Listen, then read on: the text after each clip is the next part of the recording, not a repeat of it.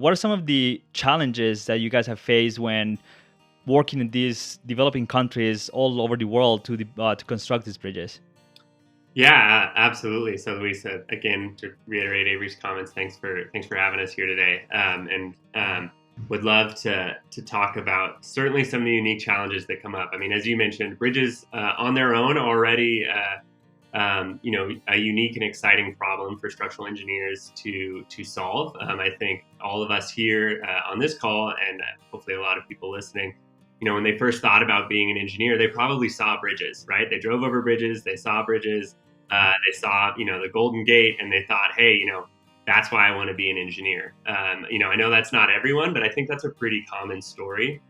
And as you go through the education, you do learn that there are different unique things you need to learn in order to work as a, either on the design side or the construction side of bridge work, which is already sets itself apart, I think, in sort of the excitement and uniqueness of building bridges. And then you kind of take that to I don't want to say it's a different level. At least it's a little bit of a different story when you then take all of that intricacy and plop it down in rural Rwanda, where roads don't get to, and certainly no heavy machinery get out there either. And so that absolutely has introduced, its own set of very interesting problems for us to solve as an organization. And really over, the past almost 2 decades that the organization has been around, we have, worked with our incredible staff on the ground to develop construction practices that allow us to do the work that we do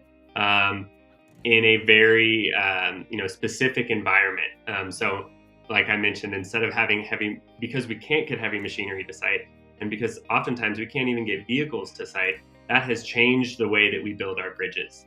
So we are very community focused. We work with the community to make sure that we have enough hands on site to dig large excavations in order to pour our foundations and anchors for our bridges. We make sure we have the safety systems in place to carry, a 1-inch steel cable that's 150 meters long, 1 mile through the jungle to get it out to that river and then get it across that river in order to even start putting up a structure.